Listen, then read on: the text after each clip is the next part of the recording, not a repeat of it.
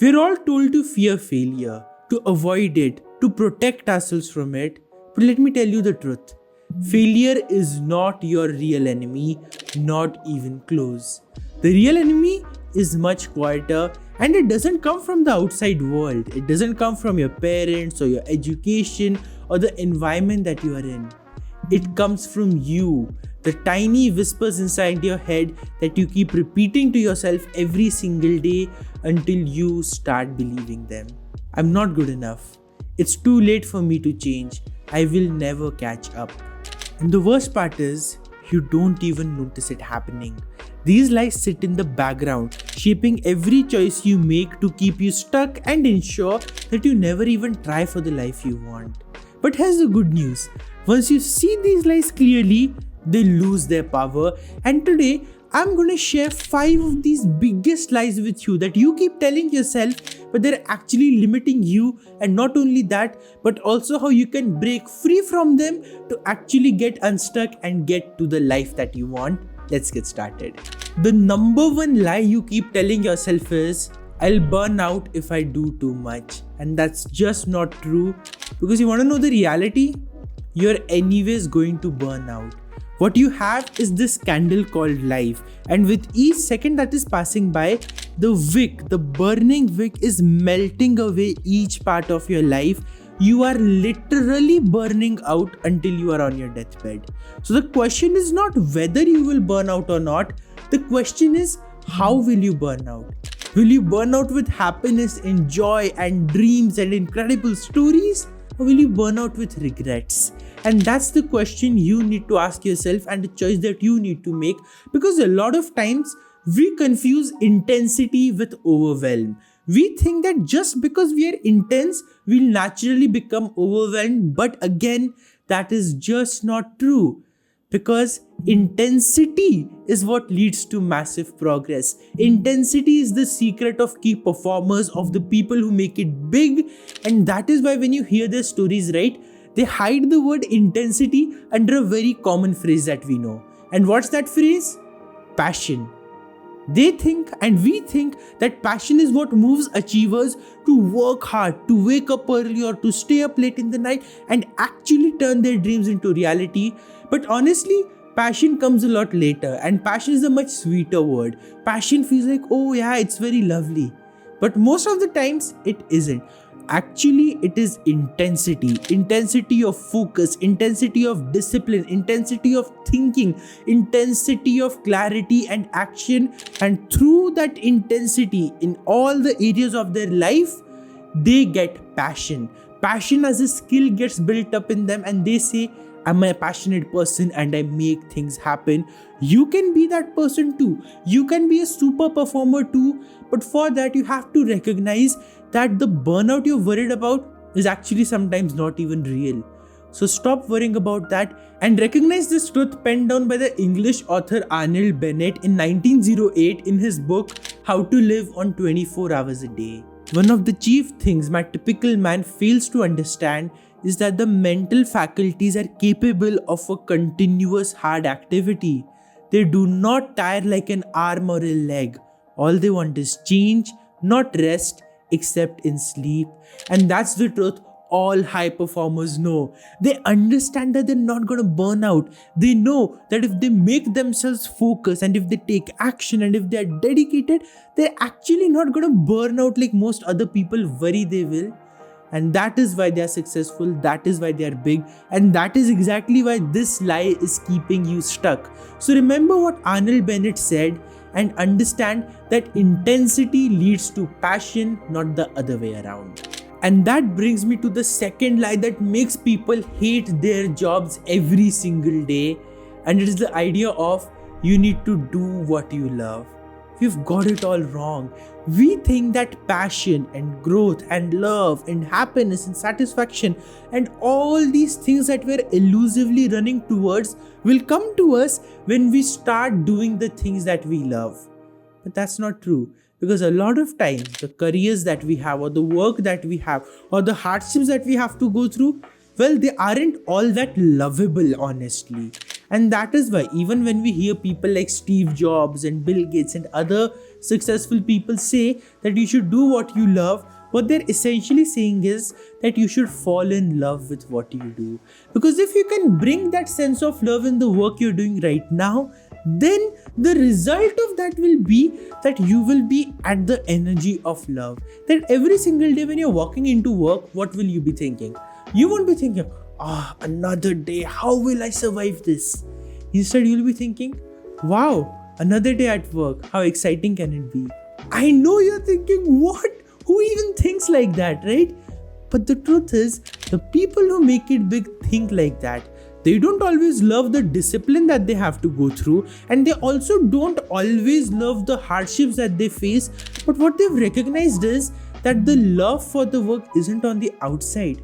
It's here, it's on the inside. And if they can bring it into the things they don't like to do, imagine the intensity and the focus and the drive that would come when they're actually doing stuff that interests them. And that is why I love to say that you should fall in love with what you do before trying to figure out what you like, what you love to do, right? There's a big difference between the two. So make love an internal feeling, not an external one, and watch just how quickly you grow in your career and just how fast you succeed in life. The third lie is the biggest dream killer of all. It's the moment when you say to yourself, I don't have time. And you know that's false. I know that's false. The people who you're giving that excuse to, they also know it is false, because it is never a question of the availability of time. It is a question of what are you prioritizing and what are you not prioritizing. And the people who make it big, well, they know how to make time work for themselves. And that's something I made a video on just last week. So if you'd like to understand this point in more depth, click here or click on the link in the description and you'll go straight to that video, which will help you understand how to make time work for you. But to give you more clarity here, what this lie does is that it keeps us stuck in a loop. It makes us think, oh, the problem is that I don't have time. So what do? We look for a surface level solution. And now, more often than not, what is that surface level solution? I'll reduce my screen time. Instagram and TikTok are taking way too much of my energy and I don't want to give any of it to them. So I'll cut it off my phone, I'll put my phone away and I'll just sit down and work. And what do you end up doing? You don't work, you don't succeed, you don't move forward, because before you cut out those distractions, did you take the time to figure out what you were going to use the time for? Even if you were just going to use the time to think and figure out and gain clarity, that's fine. But did you take the time to understand what you would do with this new time you just made? No, right? And that is why we face this problem where quitting the app or quitting the distraction or quitting the habits that keep us stuck only last for like 2-3 days or 7 days or a month at max. Because we don't know what our other priorities are. We don't know what we'll be doing with that time. And then we come back and say, oh, it's not even the distractions. It's just that I don't have the time for it. You're stuck in that loop. You're stuck in the cycle. And what you need to do is break it today. How? I've detailed that exactly in the video I made last week. So go watch that and you'll be amazed at the results that you can generate. And that brings me to lie number 4. I am not powerful enough. How many times have you said that to yourself? I'm weak. I don't know what to do. I'm not as good as the others that I see. Each and every day, as these statements repeat in your mind, what is actually happening? It's not that you are losing out or it's not that you are actually inferior to others, but every single day you are conditioning your mind to believe that you are inferior than others, that you are not enough, and therefore the next time the best opportunity comes to you, you will be the one who says no to it. I know you don't believe it now, but trust me on this. If you don't recognize that you are powerful enough, and if you don't reverse this lie, then no matter how much the universe blesses you, or no matter how much the God blesses you, and you get an abundance of opportunities in front of you, you'll still say, I don't have any. You'll be standing in front of the sea and still say, I am thirsty. And it's not because the water isn't there. It's because you don't know how to drink it. And that is why this lie is one of the biggest limiters that we have, where you think that I am not powerful enough, and so you don't take the opportunities that matter. And then what happens? You are like that thirsty man standing in front of the sea. The opportunities are there, you have no idea how to take them. The water is there, you have no idea how to drink it. And that is the worst regret of all time to have. That is the worst way to burn out, because it's one thing to not have the opportunity, but it's totally a different thing to not only have the opportunity, but to consciously push it away because no, I'm not powerful enough, I can't do it. Are you recognizing how absurd this belief is? And that is why you have to ask yourself, who told me that? How did I learn to believe that I'm not powerful enough? And is there any evidence for it? Because as it is, you spent your life believing a lie, right? So even if you might be doubting this process, just stick with it for a bit. So ask yourself these questions. What's the scientific evidence? What's the anecdotal evidence? What's the proof? How do I know that I am not powerful enough? Is this even true? And if you're doubting this process a bit, right? Well, you've already spent so much time believing in a lie, so it doesn't hurt to try. And once you recognize the truth, once you understand how powerful you truly are, well, guess what? You will jump onto opportunities. Then you won't need a sea to still feel thirsty. A drop will be enough.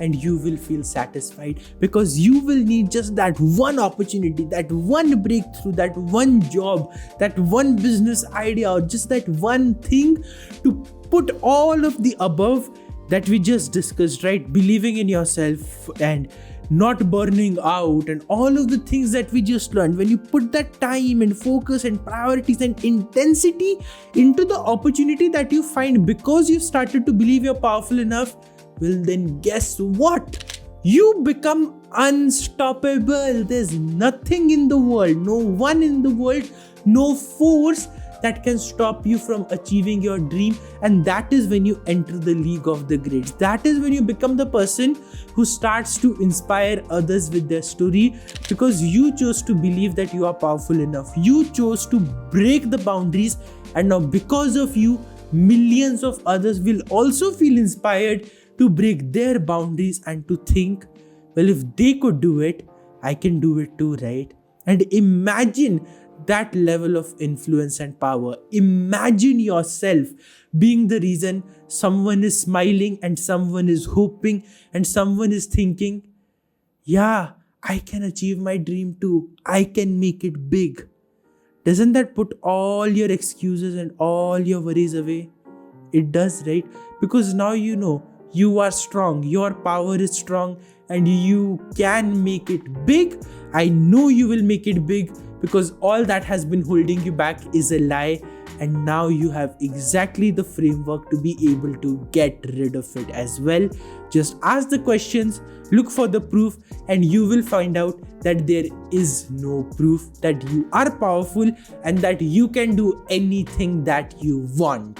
And now we are at the fifth lie, the final one. And once you get rid of this, you will truly become unstoppable, because the final barrier that's there, right, it will go away. And what's this barrier? I need more resources to get started.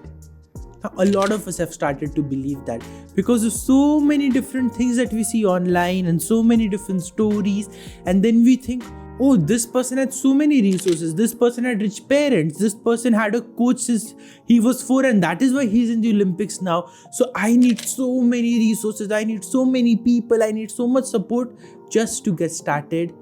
And well, that is a lie that's also putting a cap on your potential, because the truth is that support, that approval, those resources don't come to you when you need them. They come to you when you're capable of using them. And this is so important to understand, because it's not just the fact that someone has rich parents that is why they're successful. That's just the story that we hear. Look at other people, look at other rich kids, look at some of them who were spoiled, and you will see that despite all of the money in the world, they could do nothing. Look at the people who had the best training and they still failed at breaking through the sports that they loved. Look at all of those stories of failure as well as the stories of success, And you will recognize a crucial difference, that the deciding factor in the successful people was not the amount of resources they had, but the amount of resourcefulness they had. And there's a big difference. Resources are the material things. Resourcefulness is the ability to use those resources to the best capability. And that ability is what you need to build. You don't need 1,000 resources. You need the ability to take just one resource and use it so well that you're doing it better than someone who has 1,000 resources available. And so when you do that, right, when you actually then succeed and grow and end up with 1,000 resources in whatever form that may be, you become even more unstoppable. You become even more powerful. And that's when, because you have grown, because you have succeeded, because you have changed as a person, your ability to deal with those resources and create even massive results grows. And the best example I know of this is, just look at your favorite creators. Go to their YouTube channels, go to their Instagram pages, read their blogs, and you will see that when they first started, right, they didn't have 4 cameras shooting at them from different sides. They didn't have the best lighting setup. They didn't have the best background or 100 people in production working for them. Now they may have it, but it's because they have grown and they've gained those resources. They took whatever resources they had, that crappy mic, that crappy camera, the crappy lighting, and they just made things work. People resonated with them, people aligned with them, and with each step of the way, as they grew, as their money grew, they also grew their resources. And now we see that top-notch cinematic level content that so many incredible people are creating for millions of others. It did not begin on day one, but it began and it transpired because the creators had a courage to begin at day one with whatever resources they had. The question is, can you concentrate on just doing that much?